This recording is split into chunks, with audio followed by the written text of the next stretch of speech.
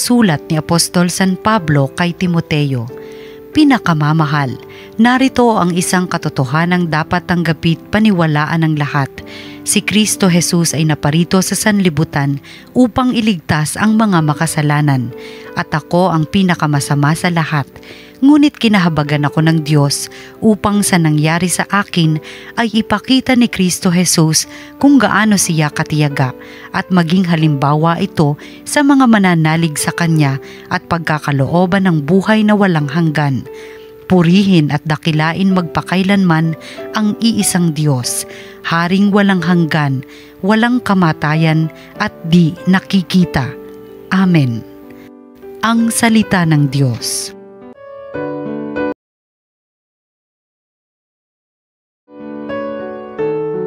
Ngalan ng Diyos ay idangal ngayon at magpakailanman. Dapat na magpuri ang mga alipin, ang ngalan ng Poon ay dapat purihin, ang kanyang pangalan ay papurihan, magmula ngayo't magpakailanman. Ngalan ng Diyos ay idangal ngayon at magpakailanman. Buhat sa silangan hanggang sa kanluran, ang ngalan ng Poon pupurihing tunay. Siya'y naghahari sa lahat ng bansa, lampas pa sa langit ang pagkadakila. Ngalan ng Diyos ay idangal ngayon at magpakailanman.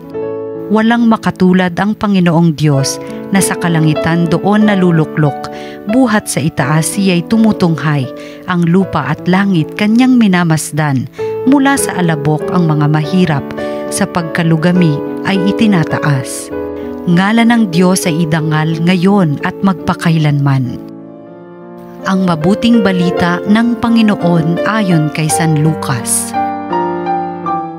Noong panahong iyon, sinabi ni Jesus sa kanyang mga alagad, walang mabuting punong kahoy na namumunga ng masama at walang masamang punong kahoy na namumunga ng mabuti.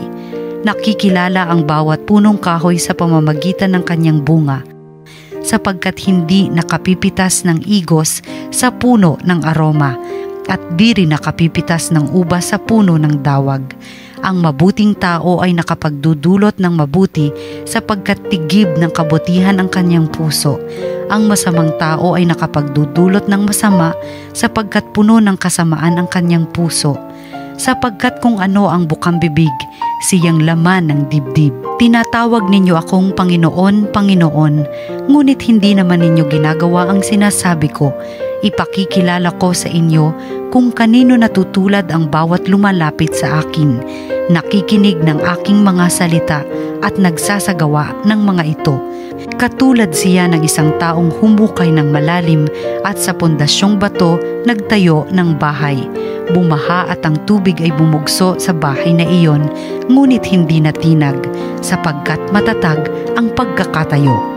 Ngunit ang nakikinig ng aking mga salita at hindi nagsasagawa nito ay katulad ng isang taong nagtayo ng bahay na walang pundasyon. Bumaha, nadaanan ng tubig ang bahay na iyon at pagdakay bumagsak. Lubusang nawasak ang bahay na iyon. Ang mabuting balita ng Panginoon. Pinupuri ka namin, Panginoong Hesukristo. Isang pinagpalang araw po sa ating lahat. Sabado na naman, araw po ng pahinga. Chill, relax po tayo. And of course, the best way to relax is hearing the words, the very assuring words of the Lord. Ngayon pong linggong ito, tayo po nasa 23rd week in Ordinary. At sa ating pong ebanghelyo, maganda po ang paala sa atin. Ang magandang puno, mayroon pong magandang bunga. Ang masamang puno, masama po ang bunga.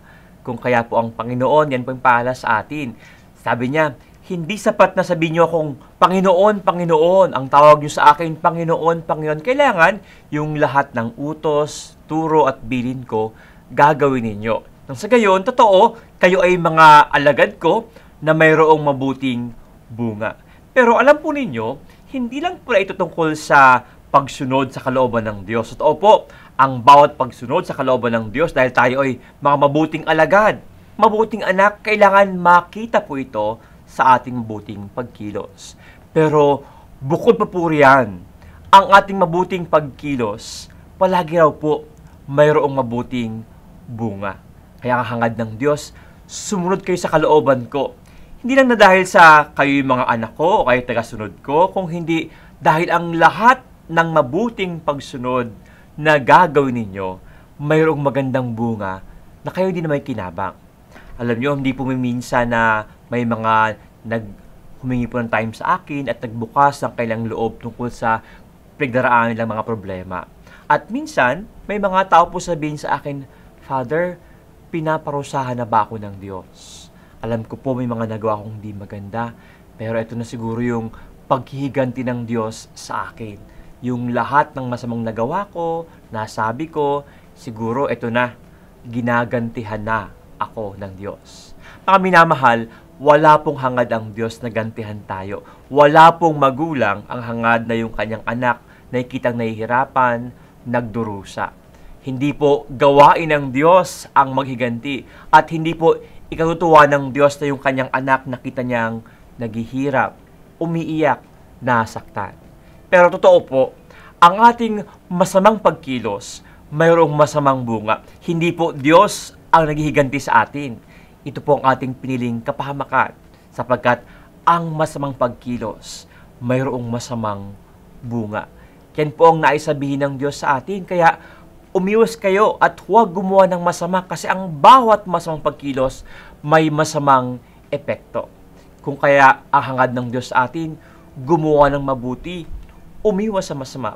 Pero gayon pa man, pag dumating sa punto na tayo po'y nahagawa ng masama, ng hindi maganda, ang panawagan ng Diyos, magbalik loob kayo sa akin. Humingi kayo ng tawad. Totoo, hindi na mapakialam ng Diyos yung buhay natin. Pero sa tuwing ang tao po ay nagbabalik loob, kahit pa nga po ang kanyang buhay ay nagulo, ika nga po na perwisyo dahil sa masamang pagkilos, masamang pagpili o mga maling desisyon, dahil po tayo nagbabalik loob sa Diyos. Ang ating buhay, ang ating pong puso, bumubukas at muling pwede po yung gawa ng paraan ng Diyos na yung kanyang grasya, yung kanyang biyaya, yung kanyang awa ay makapasok. Kahit po gaano nasira, gumulo ang ating buhay dahil po sa grasya at biyaya ng Diyos. At dahil tayo po'y nagpakumbaba, nagbalik loob, mamunga po ito ng mabuti. Ang grasya ng Diyos sa atin. Ang kaayusan, ang kapayapaan, ang kaligtasan ay sa atin. Mga minamahal na kapatid, masamang puno, masamang bunga. Mabuting puno, mabuting bunga.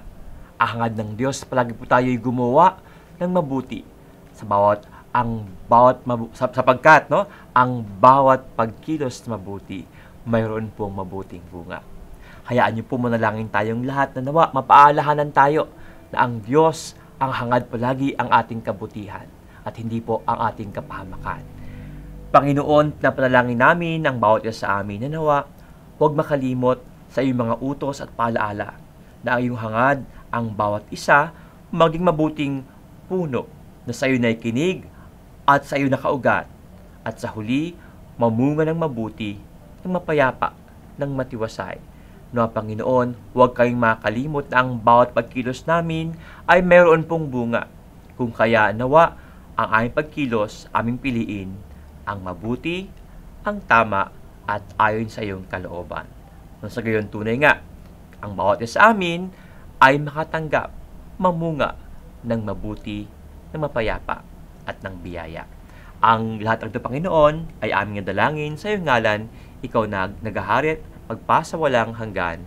Amen. At nawa, pagpalain kayong lahat na makapangyarihang Diyos, Ama, Anak, at Espiritu Santo. Isang pinagpalang Sabado po sa ating lahat.